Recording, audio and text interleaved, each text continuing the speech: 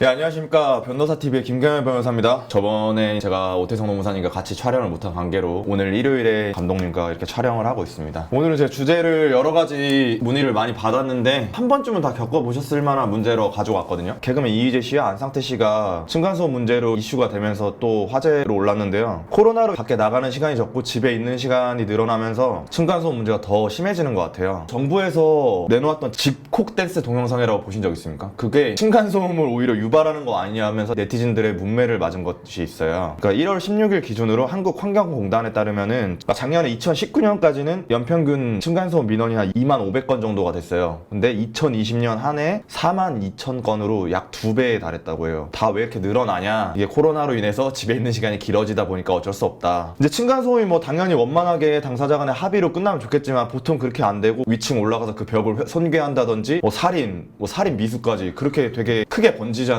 민사소송을 하기도 하고. 그래서 이제 층간소음을 최대한 현명하게 해결할 수 있는 방법을 오늘 좀 설명을 해드리겠습니다. 우선 이제 층간소음이 뭔지부터 알아봐야 될 것 같은데요. 층간소음을 규정해 놓은 규정이 있어요. 공동주택 층간소음의 범위와 기준에 관한 규칙. 여기 이제 제2조에 층간소음이 직접 충격소음과 공기 전달소음, 뭐 스피커로 틀어놓든가 아니면 막 쿵쿵쿵 대서 하는 거, 이걸 나눠져 있거든요. 근데 층간소음이란 게 공동주택에서 벌어지는 거거든요. 공동주택은 주택법 시행령 제3조 1항에 규정을 하고 있습니다. 층간소음을 일으킨다고 해서 뭐 현행법상 크게 층간소음을 일으킨다고 해서 현행법상 뭐 크게 형사상으로 처벌을 할 수가 없어요. 고성방가를 하는 경우에는 뭐 경범죄 처벌법에 의해서 뭐 약간의 벌금 정도가 있을 거고, 고의성이 없다면 또 처벌하기 힘들고, 손해배상의 경우 층간소음의 피해자가 가해자한테 자기가 손해받은 걸 입증했잖아요. 근데 법원에서 약간 기준시 삼고 있는 게 주간에는 1분당 평균 43데시벨, 그리고 야간에는 1분당 38데시벨 정도로 보고 있더라고요. 그래서 층간소음 어플이나 다른 것들을 이용해서 자신이 어느 정도 기간 동안에 이렇게 층간소음을 받고 있다는 걸 입증을 해야 돼요. 민사소송 하시려면. 일단 제가 사례를 몇 개 드려볼게요. 층간소음이 왜 이렇게 심각한 거냐. 예전에 청주에서 있었던 사례를 보시면은 윗집에서 너무 쿵쿵대니까 밑에 집에서 골프채로 막 깨서 친 거예요. 윗집을. 인터폰으로 막 싸웠겠죠? 야, 앞공원으로 나와라. 양쪽 다 부부였는데 윗집 아랫집 나와서 각서 쓰고 한판 붙자고 그렇게 했대요. 현피 뜬 거예요?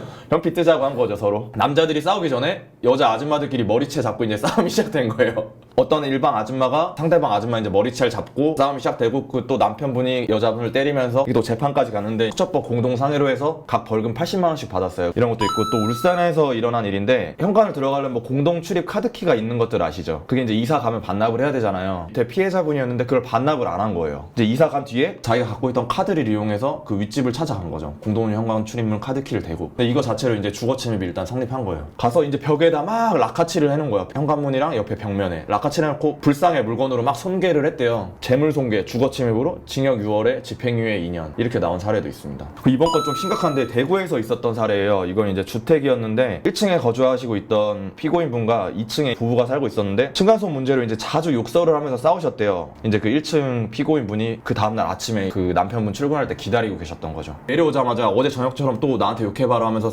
따귀를 바로 탁 날렸대요. 주먹으로 걔랑 머리 등을 이제 수차례 폭행하는데 흥분을 하셔서 살해할 것을 마음먹고 신발장에 있던 낫으로 머리랑 여러 군데를 막 수에 찍어서 살인 미수로 기소가 되셨고, 남편분이 이렇게 막 낫으로 당하고 계시니까 그 와이프분이 말리셨겠죠? 그 와이프분도 막 낫으로 수차례 머리랑 가슴 부위 등을 무차별적으로 찍었다고 해요. 이건 살인 미수가 인정돼서 징역 7년을 선고받았습니다.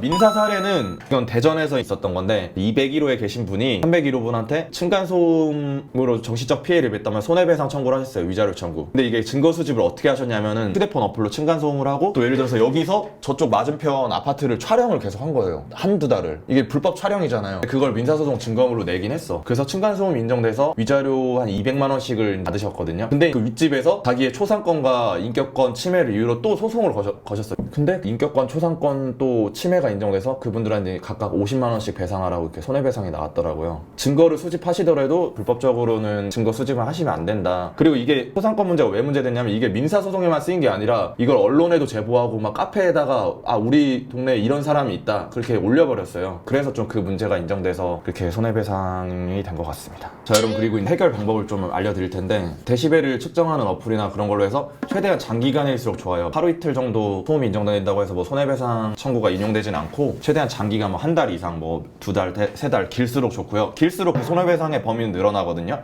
층간소음 이웃 사회센터라는 한국환경공단에서 하는 사이트가 있거든요. 이제 분쟁 해결을 위해서 만든 기구 같은 거예요. 서비스 대상이 이제 전국 공동주택의 입주민이에요. 그러니까 뭐 아파트, 연립주택, 다세대주택, 공동주택에 거주하시는 분들만 신청을 할 수 있고 전화로 신청하실 수도 있고 방문해서 상담해서 신청하실 수도 있어요. 층간소음을 측정해달라고 하면 와서 측정을 해드리거든요. 그러면 이제 층간소음 신청서랑 측정하고 난 다음에 보고서를 작성해줘요. 보고서를 작성해서 여기다 제출하면은 이제 원만하게 중재 역할을 해주는 거거든요. 해결률이 꽤 높다고 하더라고요. 여기 아니면은 아파트 관리사무소를 통해서 이렇게 신청을 하는 거예요. 개인이 신청을 하거나 아까 말씀드렸듯이 공동주택에 거주하시는 분들만 여기 층간소음 이웃사회센터에 신청할 수 있다고 했잖아요. 공동주택 이외의 범위에서 발생한 층간소음의 경우는 집합건물법이 적용되는데 집합건물분쟁조정위원회라는 데가 있습니다. 또 여기다가 소음, 진동, 악취 등 공동생활과 관련된 분쟁에 대하여 심의 또는 조정을 받으실 수가 있어요. 이제 요즘에 이제 층간소음 문제가 단순히 뭐 부주의에 발생한 게 아니라 그냥 보복성 문제 그런 것들이 많이 문제가 되는 것 같아요. 당사자들끼리 해결을 하면 좋겠지만 법의 도움을 받거나 이런 중재위원회 같은 데 도움을 받아서 현명하게 해결하시면 좋을 것 같고 아까 말씀드렸듯이 최대한 오랜 기간 층간소음으로 인해 피해를 받고 있었다는 데시벨 측정 주위 입주민들의 최대한 많은 목격자 증언 같은 거 있으면 좋을 것 같고요. 층간소음 문제를 사전에 이제 서로 공동주택에 사시는 분들끼리 매너를 지켜가면서 아예 문제가 발생을 안 하면 그게 최고겠죠. 자, 그럼 많은 분들이 요청이 있었던 층간소음 문제 간단하게 해결하는 법, 현명하게 해결하는 법 알아봤고요. 다음엔 또 여러분들한테 도움되는 이슈, 도움되는 주제와 정보가 뭘지 많이 생각하고 있거든요. 그러니까 저한테 많이 알려주시면 제가 생각하는 부분이랑 또 여러분들이 생각하는 부분이 많이 다를 수가 있으니까 실생활에 어떤 부분들이 제일 문제가 되고 이런 것 좀 알려줬으면 좋겠다. 생각보다 이게 법원에 가지 않고 법원이나 경찰서 가지 않고 끝낼 수 있는 법적 이슈들이 생각보다 많거든요. 그러니까 그런 부분들 요청해 주시면 열심히 노력하도록 하겠습니다. 네, 이상 오늘은 처음으로 제 책상에서 찍어봤는데요. 변호사TV의 김경현 변호사였고요. 감독님도 오늘 고생하셨습니다.